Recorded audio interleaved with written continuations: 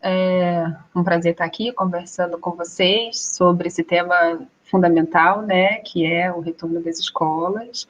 É um tema muito, muito importante, complexo, mas que, sem dúvida alguma, merece toda a nossa dedicação, todo o nosso debate, né? Como a Kelly falou, eu sou mãe da Laura e do Matheus, duas crianças que estão em idade escolar, e faço parte aí do Médicos pela Educação.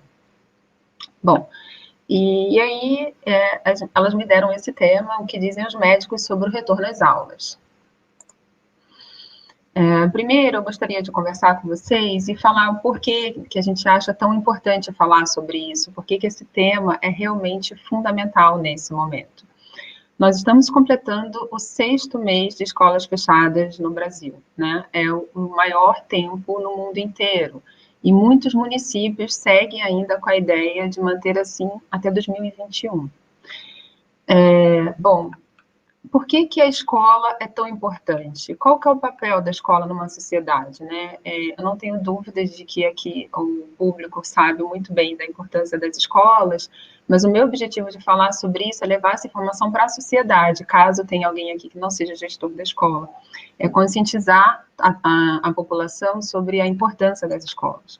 As escolas têm um papel muito importante, que vai muito além do ensino pedagógico, né? Ela permite a socialização das crianças com seus pares, a proteção contra a violência, a negligência e o abuso. Lembrando que a escola é o principal denunciante aí dessas questões. Ela aumenta a capacidade de resiliência das crianças, permite que as crianças vivam experiências lúdicas compartilhadas, ensina sobre cooperação, convivência com as diferenças, compartilhamento de decisões, enfrentamento de desafios, enfim, muitas habilidades que são fundamentais para uma vida em sociedade, né? Com isso tudo, a escola acaba influenciando o comportamento humano e trazendo estabilidade para a nossa sociedade. Sem educação, os indicadores de saúde e segurança pública despencam e isso reflete, obviamente, na economia e na sociedade. A gente precisa lembrar ainda que para algumas famílias, muitas vezes é a criança que frequenta a escola que leva para casa informações. E no contexto do coronavírus, essas informações vão ser também sobre como se proteger, higienização das mãos, uso de máscara. Então, muitas famílias precisam das crianças na escola para ter acesso a esse tipo de informação. A gente sabe que a escola sozinha não é capaz de resolver todos os problemas sociais, mas sem dúvida alguma que sem escola nenhum problema social é resolvido. Bom, mas então por que fechamos a escola, se ela tem um papel tão importante na nossa sociedade? Nós fechamos as escolas porque no início da pandemia a gente acreditava que o vírus da Covid-19 ele atuaria de forma muito parecida com a H1N1 em termos de transmissibilidade e gravidade no que diz respeito às crianças. E para o H1N1, as crianças realmente têm um papel importante na sua transmissibilidade e elas representam em torno de 30% das formas graves. Com o tempo, nós fomos vendo que isso não se aplicava ao coronavírus, e hoje a gente sabe que as crianças, a gente vai ver um pouco mais à frente, as crianças representam um número muito pequeno, tanto no número de casos, quanto na gravidade e óbitos. Então, com esse dado, para a gente fica evidente que permanecer com as escolas fechadas vai trazer muito mais dano do que benefício. Com as escolas fechadas, nós iniciamos, então, o ensino remoto, né? E aí, o ensino remoto, ele exige acesso à internet, acesso a dispositivos eletrônicos, incentivo e disponibilidade das famílias e um ambiente doméstico favorável ao ensino, né? Ou seja, sem situações de vulnerabilidade. E aí a pergunta é, quantos estudantes estão tendo um acesso de ensino com qualidade em casa, né?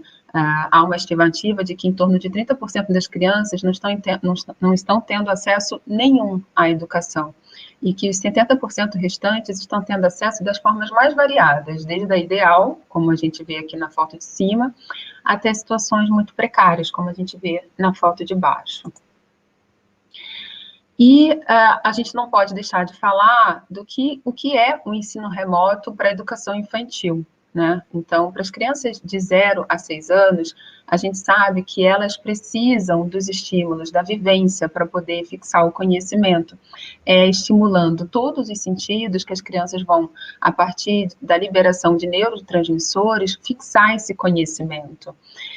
Então, o ensino remoto, ele é muito limitado para essa faixa etária.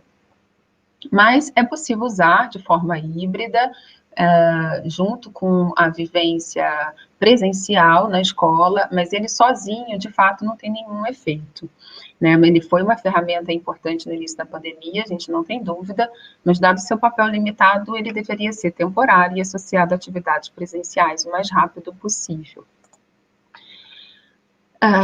E como que estão as crianças em casa, né? Então, as crianças em casa, com relação à sua saúde física, eu não tenho a menor dúvida de falar que elas estão muito bem, né? Eu, como pediatra, trabalho em pronto-socorro em hospital, além do consultório, eu vejo, e todos os meus colegas veem a mesma coisa, as crianças com relação à sua saúde física estão muito bem.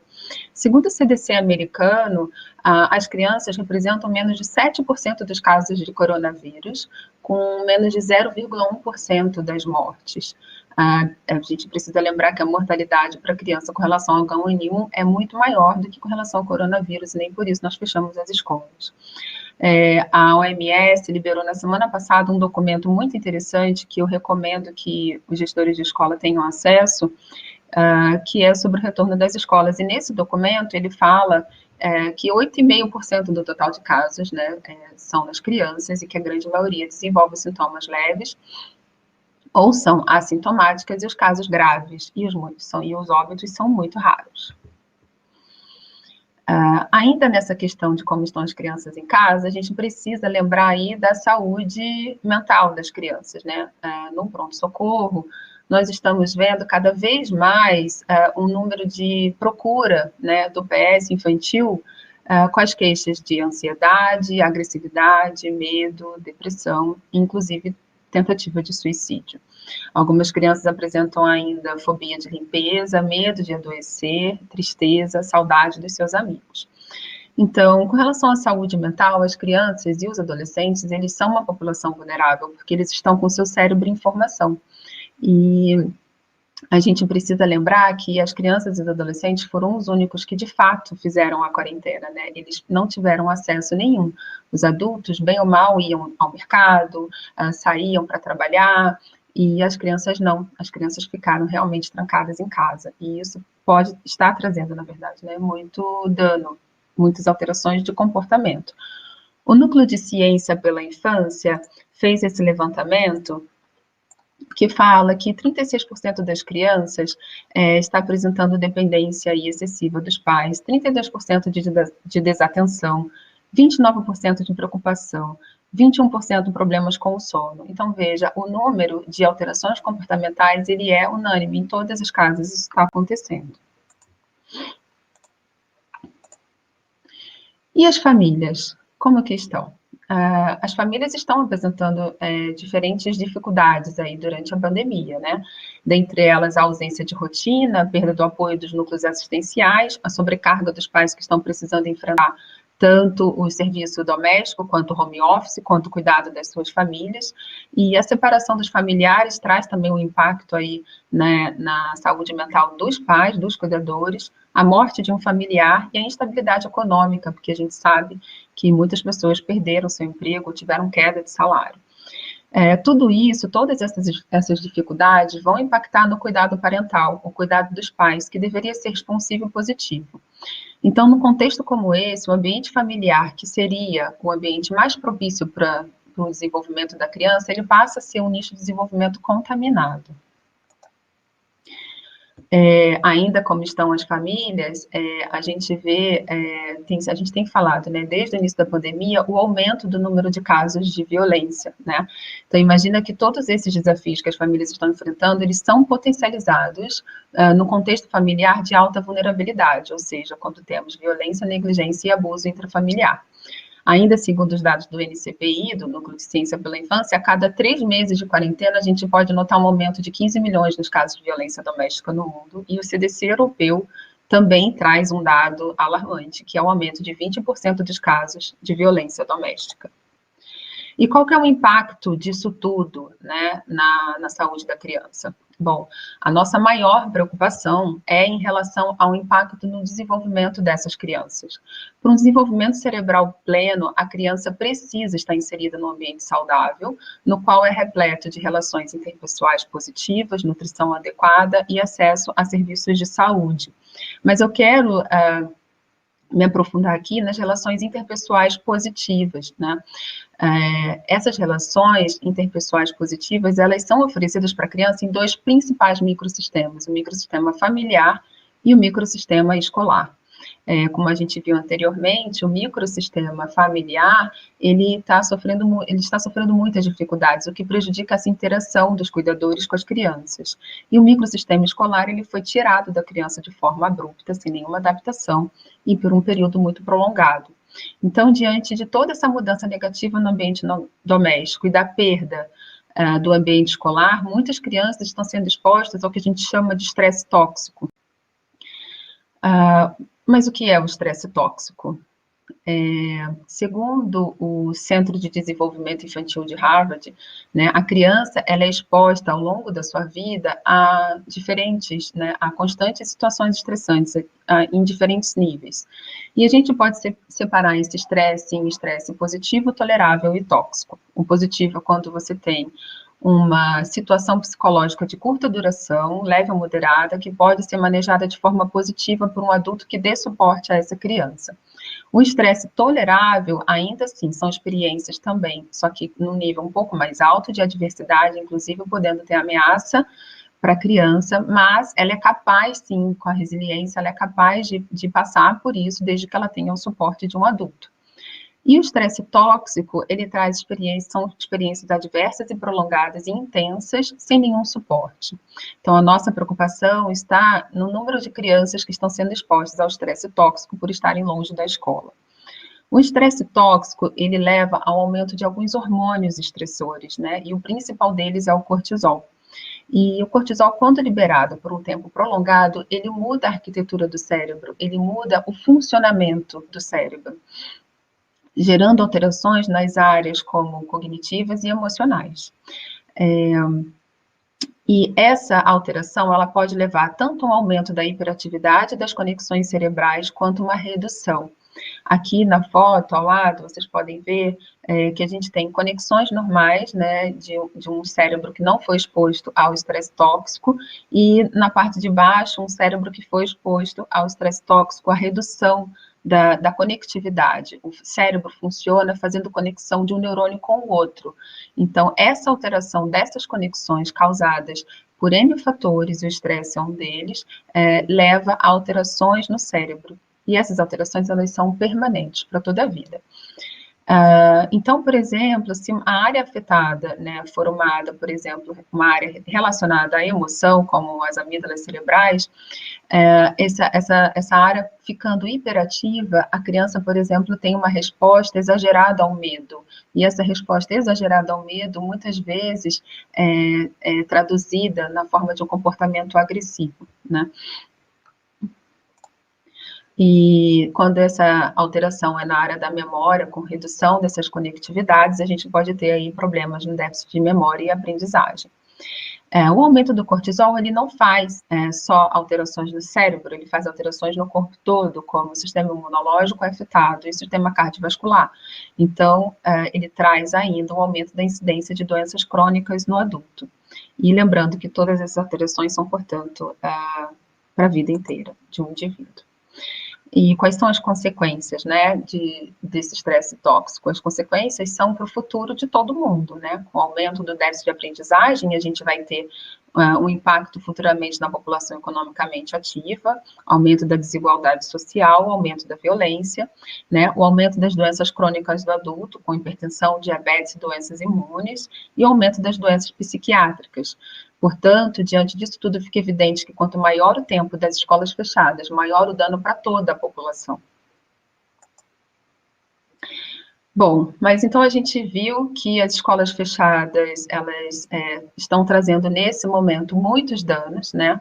E o que faz a gente acreditar que, de fato, talvez esteja aí na hora da gente pensar nessa reabertura, né? A definição do momento certo para poder voltar cabe às autoridades públicas, eu não tenho nenhuma dúvida disso. O Brasil é um país continental, é um país muito grande e muito diferente. Então, as regiões do nosso país estão passando pela pandemia em momentos diferentes. Então, é preciso avaliar regionalmente os estados, os municípios, e é isso que a gente espera das autoridades públicas. E o que elas devem avaliar, né? Provavelmente, os dados epidemiológicos é que devem ser considerados, como a curva epidemiológica, mostrando uma queda sustentada do número de casos, de internações e óbitos. O sistema hospitalar não deve estar sobrecarregado, deve ter leitos disponíveis, e nós estamos, de fato, vendo sobra de leitos de coronavírus, assim como fechamento de hospitais de campanha, fechamento das UTIs extras que foram abertas, já estão sendo fechadas, e idealmente um distanciamento aí de uns 3 meses do pico. Como exemplo, eu trouxe aqui para vocês as curvas de Campinas e do município de São Paulo, né? Esse é o boletim epidemiológico mais recente aqui da nossa cidade, da minha cidade, que é Campinas. Então, a gente vê, deixa eu colocar o apontador. A gente vê aqui nesse gráfico uma redução do número de óbitos, né, há muitas semanas. Nesse gráfico aqui a gente vê a redução do número de casos novos, então aqui está por semana epidemiológica, hoje nós estamos na semana 37, mas vamos avaliar aqui, o nosso pico em Campinas foi em torno de maio e junho, e desde então a gente vem tendo, de fato, uma queda sustentada. E esse gráfico aqui mostra a queda do número de internações por coronavírus. Aqui são os dados do último boletim do município de São Paulo, onde a gente também vê uma queda sustentada do número de óbitos, semana após semana, e o aumento aí uma redução da taxa de ocupação hospitalar. Apesar de estarem fechando os hospitais de campanha, apesar de estarem fechando leitos de coronavírus dentro dos hospitais, a taxa segue estável. Ou seja, a gente está reduzindo o número de leitos e nem assim a ocupação está aumentando. Bom, então a gente precisa avaliar a transmissão local para poder definir qual é o momento de voltar, né? É muito importante frisar que a taxa de transmissão dentro do ambiente escolar vai ser a mesma taxa de transmissão da comunidade. O que isso quer dizer? Né? A escola, quando a gente fala em abertura da escola, a gente precisa estar falando dessa abertura em locais onde a situação epidemiológica já está muito melhor, né? Como a gente viu nos gráficos de Campinas e São Paulo. Então, isso talvez não seja a realidade de todos os municípios, tá? Bom, mas partindo do princípio que estamos falando de um município onde a situação já está controlada, como que fica a transmissibilidade dentro do ambiente escolar, né? O local de maior risco de contaminação é o domiciliar, sem dúvida alguma. As crianças abaixo de 11 anos parecem transmitir menos que os adultos, por serem mais assintomáticas. Muitos trabalhos estão saindo afirmando que, apesar de ter carga viral, as crianças realmente parecem transmitir menos, né? E aí elas têm um papel realmente menos importante para o aumento do número de infecções. E a taxa de transmissibilidade parece ser menor ainda nas crianças menores de 6 anos. Então, apesar delas terem dificuldade de seguir as medidas de mitigação, como o distanciamento, uso de máscara e higienização das mãos, elas provavelmente, por serem na sua maioria assintomática, vão contribuir muito pouco para a transmissão do coronavírus. O CDC europeu tem uns documentos que eu também recomendo que vocês acessem, que são muito importantes para essa decisão aí da tomada de escola e traz informações muito bacanas. Eles avaliaram países que ou mantiveram as escolas abertas durante toda a pandemia, ou países que já abriram as escolas, né? Muitos abriram desde maio, como a gente vai ver mais um pouco no final. E o que esse documento fala? Esse documento fala que as crianças não desempenham um papel importante na transmissão do coronavírus como os adultos. As escolas, elas devem ser abertas o mais rápido possível para poder reduzir os efeitos negativos sociais do fechamento das escolas e permitir um ambiente adequado de aprendizagem para as crianças. Se medidas de proteção estiverem em vigor na comunidade, como distanciamento, cancelamento de reuniões em massa, higienização das mãos, orientação para que pessoas sintomáticas fiquem em casa, as escolas não vão apresentar um risco maior de infecção. Esse é um outro documento também do CDC europeu, que traz o seguinte questionamento: como que é essa transmissão no ambiente escolar? Como funciona a transmissão de criança para criança, criança para adulto, adulto para criança? Bom, eles chegaram à conclusão que, avaliando a transmissão de criança para criança dentro da escola, eles avaliaram o contato de crianças com coronavírus e acompanharam essas crianças, e desse acompanhamento apenas uma criança se infectou no ambiente escolar. Então, eles chegaram à conclusão que é completamente incomum a transmissão de criança para criança dentro da escola. A contaminação ainda da criança para um adulto no ambiente escolar, os adultos que foram acompanhados, que tiveram contato com crianças positivas dentro da escola, nenhum adulto positivou para coronavírus. Então, eles também concluem que essa transmissão de criança para um adulto dentro do ambiente escolar é incomum. A transmissão de um adulto para uma criança, ela ocorre principalmente no ambiente doméstico, dentro de casa.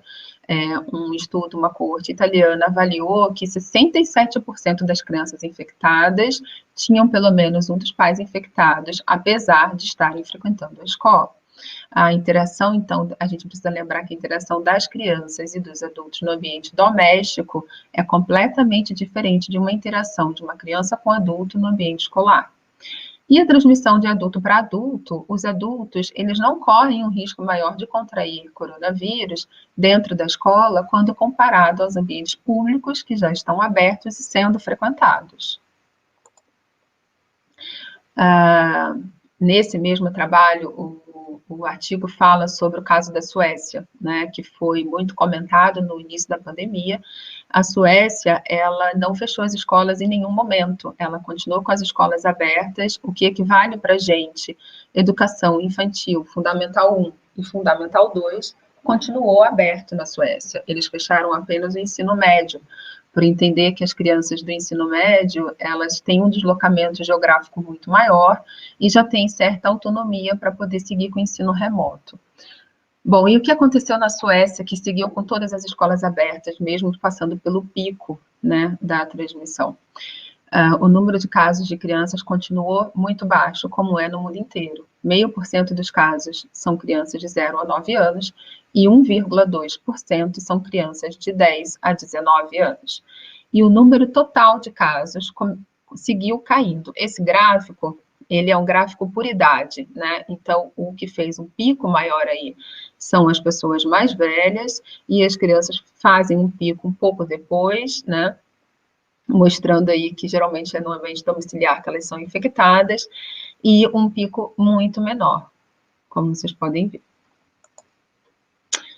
A Suécia fez ainda, né, a Agência de Saúde Pública da Suécia avaliou a profissão de 3.188 pessoas infectadas com coronavírus, para poder avaliar o risco relativo de se infectar por coronavírus com relação à sua profissão.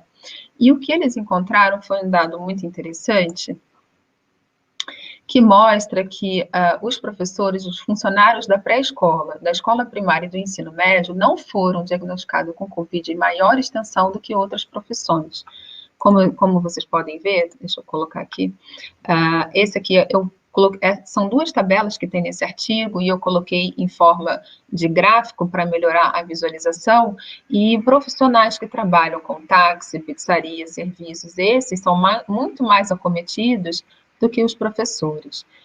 Lembrando que na Suécia as escolas não fecharam, continuaram abertas. E em muitos países as escolas também não fecharam por completo. Boa parte das escolas, não boa parte, mas uma parte das escolas ficou aberta para atender as crianças, filhas de profissionais essenciais que continuaram trabalhando. Então, esse artigo é muito interessante, que mostra que o risco dos professores realmente não é maior do que de outras profissões. Bom, e aí algumas pessoas estão dizendo, vamos esperar pela vacina para poder abrir as escolas. Por que isso não é viável, né? Porque a gente considera que não cabe aguardar a vacina.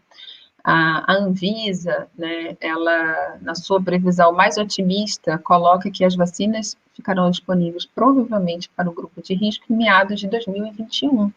E não é possível manter as escolas fechadas até meio de 2021. Além disso, as crianças e os adolescentes, como elas não fazem um quadro grave, eles não serão vacinados no primeiro momento, né? E os estudos em crianças nem sequer foram iniciados. E a gente ainda não sabe qual que vai ser o real efeito da vacina. Será que essa vacina vai proteger contra uma infecção Será que ela vai reduzir a gravidade, mas não proteger contra a infecção? A gente não sabe, né? Precisa de estudo aí, da análise desse estudo está sendo feita e não dá para acelerar, porque senão a segurança cai. E é muito importante que seja uma vacina não só eficaz, como segura, tá? Bom, mas aí alguns países voltaram, né? Alguns países já voltaram, e o que aconteceu com os países que voltaram? É, o doutor Fábio Jung e o doutor Wanderson Oliveira fizeram, junto com alguns colaboradores, fizeram uma análise muito interessante, que eu também recomendo a leitura, tá? Sobre o retorno das escolas, quais foram os impactos sobre a pandemia. E eles avaliaram diversos países que voltaram. E o que eles viram, tá? A Alemanha, por exemplo, voltou, fechou as escolas em março, né? Voltou às escolas em maio, e nessa época aqui, ó, da pandemia. E o que aconteceu? Não houve aumento do número de casos, os números continuaram a cair. Importante dizer que eles aplicaram tanto protocolos de higiene quanto de distanciamento. A Bélgica, a mesma coisa. As escolas fecharam em março, abriram em maio, nessa fase da pandemia, e veja, não houve aumento do número de casos. Holanda, a mesma coisa. Também apresentou, fechou as escolas em março, abriu em maio, e continuam abertas, e desde então não houve aumento do número de casos. Na França, a mesma coisa. Fechou em março, abriu em maio, e também não houve aumento do número de casos. A Israel foi o único país que teve aumento do número de casos após a abertura das escolas, porque Israel realmente inicialmente, né, não seguiu nenhum protocolo de segurança, né, não dispensou o uso de máscaras, dispensou a recomendação de distanciamento e permitiu que o número de alunos fosse o habitual. Então, eles abriram, tiveram que fechar e mas, enfim, foi isso. Bom, e algumas pessoas alegam, mas são todos países desenvolvidos, onde as escolas são muito diferentes, muito melhores do que a nossa, né? Bom, e aí veio Manaus. Manaus, que passou por uma situação extremamente delicada no início da pandemia, todo mundo viu o quanto foi difícil, né, para o estado do Amazonas enfrentar o coronavírus, porque eles não tinham um número de leitos, e lá a situação realmente ficou crítica. Acho que todo mundo lembra, foi muito marcante para todos nós. E Manaus voltou às aulas, né? Eles abriram as escolas privadas em julho, aqui nessa primeira seta, e abriram as escolas públicas em 10 de agosto, essa segunda seta. E como vocês podem ver, esse gráfico mostra o número de casos confirmados, não houve também aumento do número de casos. E Manaus, aqui são o número de internações por síndrome respiratória aguda grave, aqui na primeira seta, no momento da abertura das escolas privadas, e aqui na segunda, na abertura das escolas públicas. Então, isso aqui eu peguei hoje do site deles, então realmente está atualizado até 13 de setembro, não houve aumento aí do número de casos até agora. E a que conclusões nós podemos chegar? Bom, quais os benefícios do retorno das escolas, né? Acho que é urgente voltar às escolas, as crianças estão, de fato, sofrendo muito, além de ter um impacto no seu aprendizado, está trazendo impacto na saúde mental das crianças, né? E o benefício, eles vai ser a redução da desigualdade educacional, a redução dos impactos negativos a médio e a longo prazo para toda a população, manutenção de emprego e redução do impacto econômico com o fechamento das escolas privadas e redução dos danos na saúde mental das crianças e dos adolescentes, assim como dos seus pais, né? E quais os desafios para o retorno? Acho que informação de qualidade para os pais e para as equipes das escolas, visando reduzir o medo. E é, inclusive, essa a proposta do Médicos pela Educação, né? Trazer informação de qualidade para a população leiga. A gente tem sentido que as pessoas estão muito carentes desse tipo de informação. E eu acredito que uma das coisas mais importantes que a escola precisa fazer é levar essas informações também para os seus funcionários e para os pais.